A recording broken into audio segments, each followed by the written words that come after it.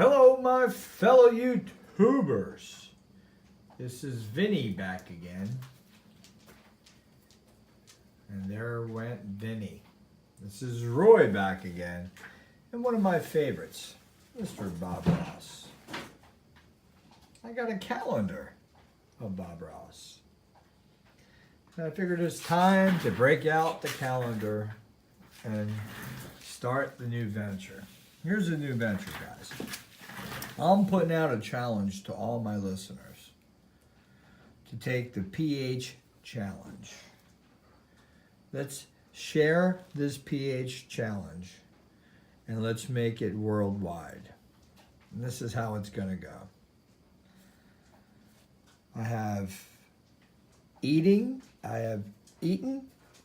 drank, and done everything with no conscious thinking of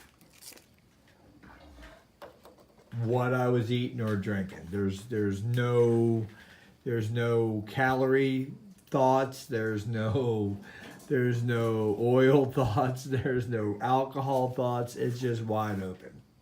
And we're going to start the process this way. I'm calling this Norm. Let me see, I'm blocking my face. Cheers to everybody. Worldwide challenge. You ready? Let's start it. It's the pH challenge. And today we're going to log on Mr. Bob Ross's calendar. We're going to go to today's date. And we're going to log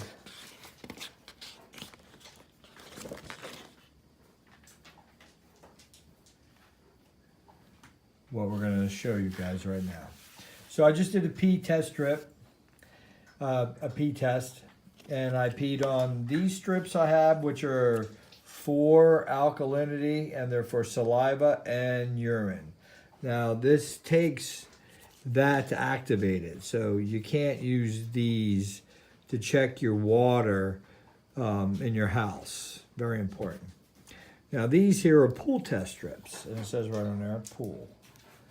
And they have another assortment of other stuff, which is important too, because you can kind of look at other things that are potentially in your body. So let's start off with the pee test strip.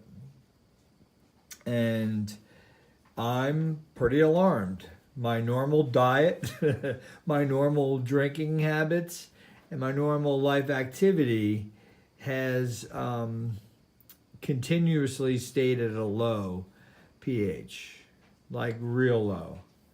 And it's got me thinking here that running a low pH like that is not good. And I believe on the things that I put out there on pH in the body and the capacitance that we'll call our meridian of our body to acupuncture is capacitance, and they're capacitors, and those capacitors charge up from one number important way you charge is moving. So when you move, you're releasing electrons. So your piezoelectric muscles are stretching. When they stretch, they release electrons. So moving is very important because you put charge through your body, right?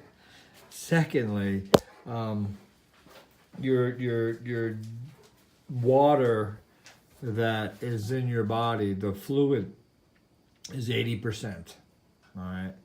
So 80% of what you have in you is smothered, covered, diced, flipped, however you want to look at it, saturated in a water that has a charge. And very important. I'm going to bust out a video, not tonight, but over the weekend. And I'm going to use my Tesla capacitors here. I got a bucket of beer bottles. The inside of the bottle is salt water. The outside of the bottle is salt water. So the water becomes the two plates and the glass becomes the dielectric, the separator. The glass itself has a a voltage max that it can handle before the dielectric breaks. So we're going to break a bottle, just snap it by, well, I'm really out of Tesla coils. I don't even have a primary, but I'm gonna go ahead and order some and build a new one. And I'll bust out, I'll put two 60 milliamp, 15,000 volt NSTs together, and we'll push some 3 to 4 foot streams coming out. And when I do that, when I separate the spark gap to past its what it could do, it'll back hit. So the release of that spark gap that should have went into the primary backfired. It's a total backfire. It's electrical backfire. And it backfires in here and blows it out of the bottle. Pretty cool stuff, and the bottle just comes out broken. The reason I'm even saying that is that video in regards to what we're talking about with pH is that the water inside the bottle versus the water outside the bottle at that moment when you start the system, it puts a charge in the water. So that water becomes that charge. So I want to show when you mix those two waters together how the waters explode. I'll show you the water exploding. Very, very cool. And then one water is a positive charge, one's a negative charge, but at extreme with high pressure. There's a lot, in that one drop of water, there is a lot of energy that will come out of that. For instance, for the charge in our body to have a good pH, you have to balance your body. And that means the lower side of your body's pH is hydrogen. Hydrogen obviously is good to keep, I don't know, for whatever, but you could take hydrogen and you could produce hydrogen from water by putting two charges in the water, and the gas that comes up would be hydrogen. Sort of the same way I make distilled or ionized water. For instance, let me see over here, I have these two cups, and they got a hollow tube going in between them, which is a pen. And inside that, you can see there's yellow. That's a sponge. So when you fill these two cups up with water, you will have a pressure that will come through the tube, but the sponge kind of slows it down so it's not a dead short. You put one probe on one side, one probe on the other, a DC constant energy. You'll have a separation. Well, actually, you can do it two ways. You can mix the probes or put them in the same place. I think you put them in the same place. Start off that way. It's been a while, but this was something I made a while back. You would put both probes in here and you'll see gases coming up.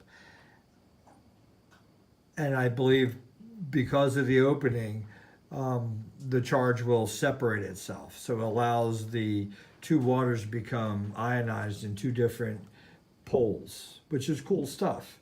And that's the same thing that's happening in those capacitors with high pressure. There's high amount of charge in that water. And we're going to go there, trust me.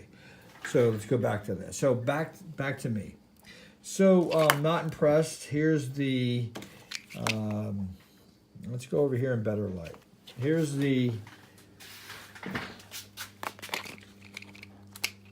here is the human test strip, we'll call it.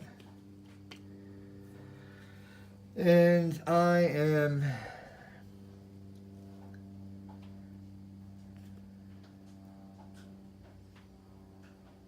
darker than that.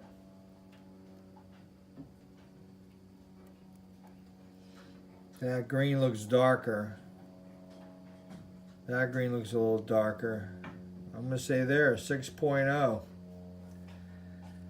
Remember what I said, 7.35 to 7.45 is doubling its minus millivolts. Now let's go here with the pool test strip. Let's look at the colors on that. Which I got to give a shout out to my boy Jason out there. I appreciate him taking the challenge. It's very important if you care about yourself. Why wouldn't you ask the questions? It's the people who don't ask the questions, the people I worry about. So that right there is the pH. Let's match that up. Ooh, that's not looking too good. What's that say? 6 point, very low, 6.8. And that over there, we said we were matching up to what? The sticks, oh, that's a different stick. But 6.8, 6.0, but 6.8 is the lowest on this pool strip. So I guess what I'm saying to you guys is we're gonna log this in the calendar of Mr. Bob Ross.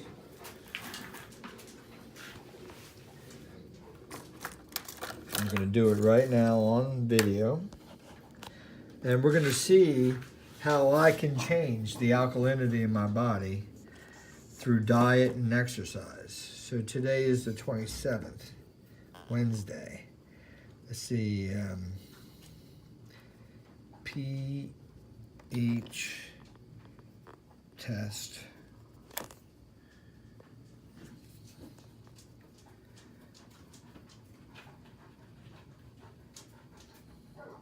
pH